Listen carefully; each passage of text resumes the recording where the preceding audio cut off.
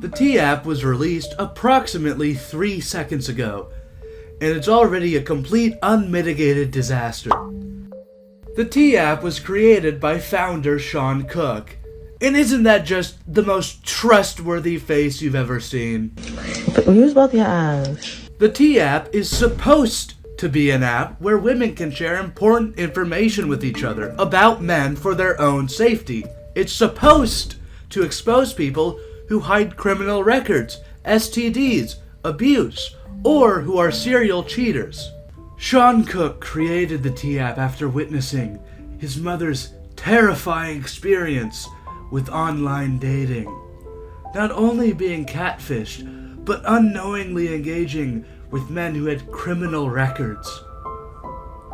This is if you believe him, which I don't. For starters, let's actually look at the T-app website. So here we have Sean's tragic backstory, and look at this. Experience with online dating, M-. Not only being blank. Yeah, that's a telltale sign of AI writing. Not blank, M- blank, or blank, M- not. That is the most clear sign of AI, and you look throughout more of it, Sean and Daniela have transformed into more than an app. M-, it's a movement. Again, more than an app, not blank, M-, it's blank. This is the most obvious AI writing I've ever seen. This entire page is just completely full of obvious AI writing.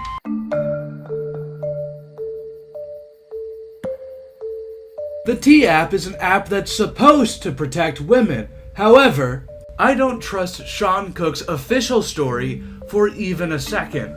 For starters, I don't really like people whose tragic backstory is written by AI. Second, it's literally called the T-app, a slang word that means gossip.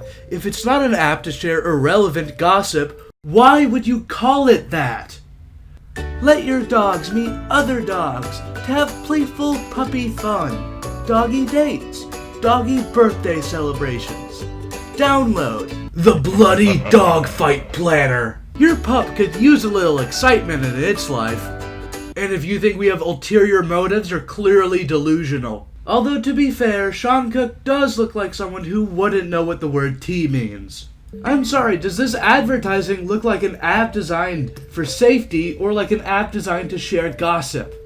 And the most important reason I know that Sean Cook is lying is because of the format of the app. You can just scroll through men like you're window shopping. This isn't a dating app.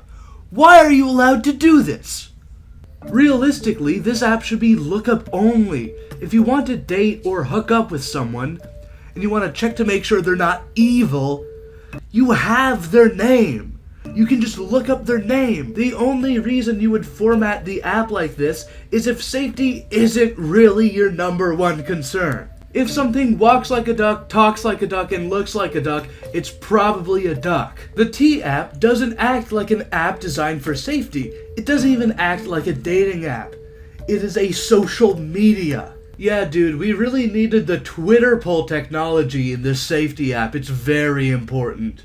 The red and green flag system that the app advertises is literally just likes and dislikes. Great, now you know that Jake has 77 green flags and 65 red, which I'm sure means something to someone. The social media elements run incredibly counter to the actual desire for safety. It's not an app designed for you to cleanly get in, learn what you need to know, and get out. It's an app designed to get you scrolling, get you in comment sections, get you arguing, like every other goddamn shitty social media website.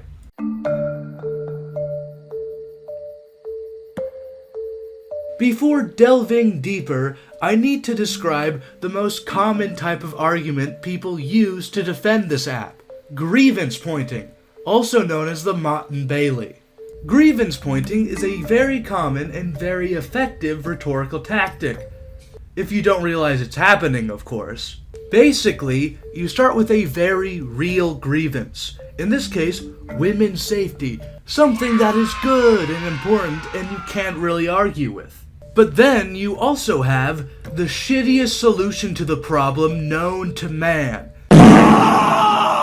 And if you push back on this solution, people will retreat back to the original grievance and pretend like that's what you had the issue with.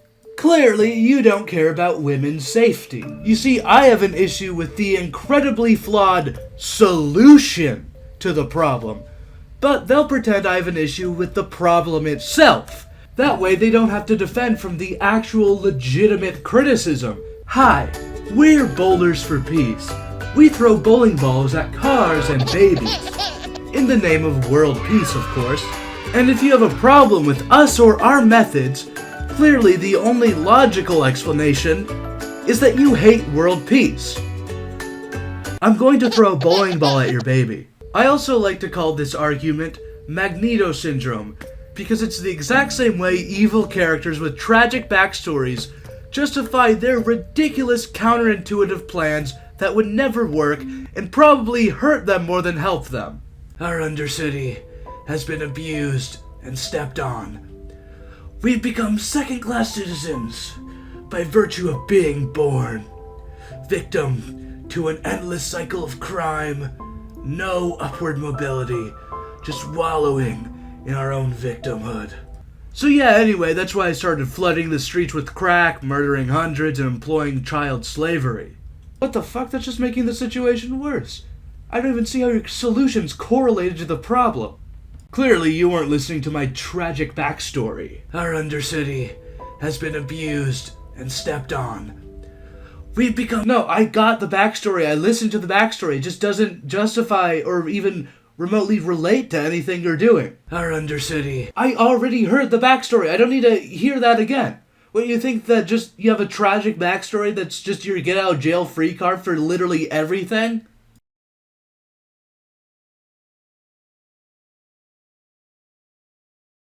Oh my god, you do, don't you? Our Undercity has been... The T-app is full of completely irrelevant bullshit. Things not even almost related to women's safety.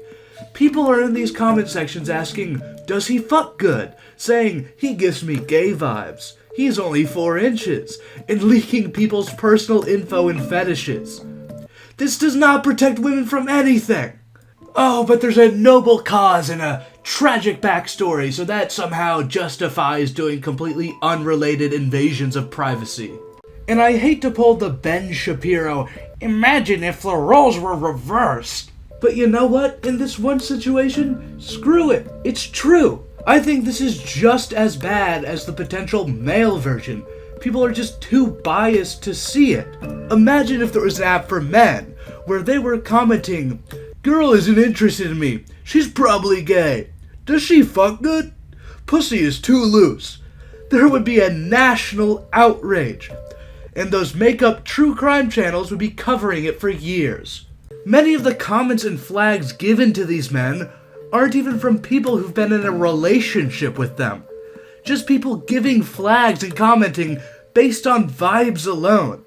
This only makes the app less useful for actual safety, because it means so much of the information that's supposed to protect women is based entirely off of speculation. This isn't an app for women's safety. It's a person review app. A concept so diabolically dystopian, it's literally a trope in science fiction shows at this point. Sean Cook just made the Torment Nexus from the hit book, Whatever You Do, Please God, Don't Create the Torment Nexus. Use both your eyes. Imagine waking up one day and all the women in your city know intimate details about your sex life. You don't even have to be a hypothetical bad man for this to happen. They're posting private details about men they're reviewing positively. If a man hasn't done one of the bad things the app is supposedly trying to track, if he's never hidden a criminal record, if he doesn't even have a criminal record, if he's never cheated, if he's never hid an STD, why is he even on the app? Why is that even allowed? Violations of privacy for someone's safety, I can at least understand, but that's just violation of privacy for violation's sake. Did we as a society just somehow forget not everyone wants details of their life posted online? I will not take Sean's claim that the app is for women's safety seriously until there's been a major restructuring and actual moderation. And to defend this obvious and gross invasion of privacy, I kid you not, many people will say things like, "Oh, well, men have posted revenge porn, so why can't we have this?" You mean the crime? The thing that is illegal? The thing that can put you in prison? I don't know about you, but if I wanted to defend something, I wouldn't immediately compare it to something that is wildly illegal. Bragging about not being a pedophile only gets you places in modern politics. No one's giving you a cookie for not being a sex criminal.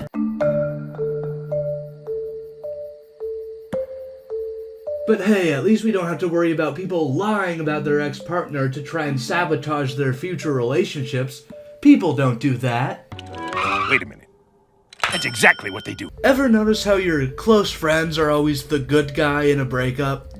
What are the odds of that? And how they're always the one who can do better? What are the odds of that? Lying by omission or exaggeration, and even straight up just plain lying after a breakup is incredibly common and expected.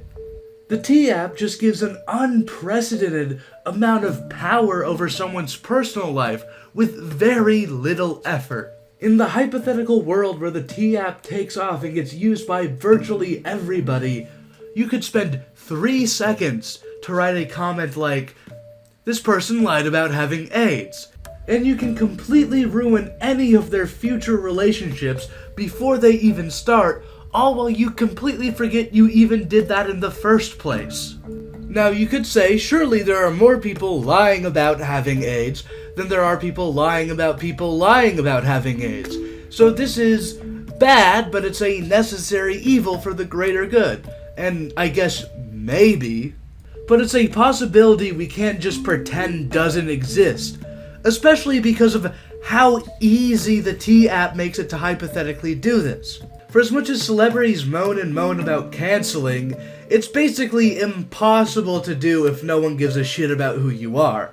Meaning, to be honest, it doesn't affect a whole lot of us. Again, this is a whole new situation, where one person can have the power to affect someone's life permanently with very little effort. The truth is, we simply just don't know what the possible ramifications are. The T-app isn't like other apps where you get shielded by your own irrelevance. But if the one day the T-app was actually active is any reference, people will lie a lot more if it's consequence-free and very easy to do.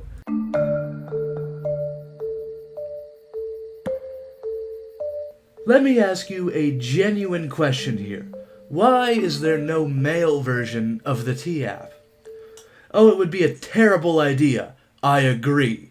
But why? I mean, the stated reason for the T-app existing is to protect women from criminals, rapists, abusers, cheaters, and people lying about having STDs. None of these things are male exclusive. I personally know 3 women who've committed sexual assault, 2 of them to minors, a woman who threatened suicide if their boyfriend broke up with them, and a girl who would constantly hit her boyfriend even after minutes of him asking her to stop. And to top it off, domestic violence counseling, that's counseling for people who commit domestic violence, not victims, is the same size for men as women in my city. So unless I just happen to be born in the female violence capital of the world, it seems like we're all dealing with shitty people. If the T-app's purpose really is just to protect people from abusers, rapists, people who hide STDs, there's no reason to not have a male version. Sure, men are statistically less likely to be affected by these things, but if you really want to stop abusers from abusing people, wouldn't you want to stop the most abuse as you possibly can? No, because the real answer is that the T-app isn't designed to protect women. It's a partner review app, and if they made a male version, it would be immediately obvious. Girl isn't interested in me. She's probably gay. Does she fuck good? Pussy is too loose. If the app really was about protecting women, I wouldn't have a problem with it. But every single individual little aspect of this app screams bad intentions.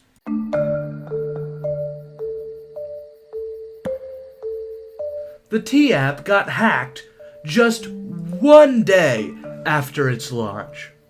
And the worst part is that it was really easy. The app was so easy to hack that all that was required was trying to. There are some circumstances where the hacker is primarily responsible for a hack, and some circumstances where the app maker is responsible. This is one of those circumstances. Making an app for millions of people and expecting no one to try and hack it at all is gross negligence. To be clear, I am not a lawyer and I cannot definitively say what is or isn't gross negligence. If the bank leaves my money outside in a wet paper bag, I can't really blame the kid who ran away with it. The security on this app is so bad, people are accusing Sean Cook of vibe coding it. And giving his propensity to write tragic backstories with AI, I definitely wouldn't put it past him. It can be tempting to laugh at the people whose information was stolen. I mean, how ironic is it that people who are sharing personal, private information of others got their own information stolen? Okay, I'll laugh just a little bit. But there's also plenty of women who got the app who thought Sean's promises were true, that it really was an app for safety, and I feel bad for them. Big, big chunga.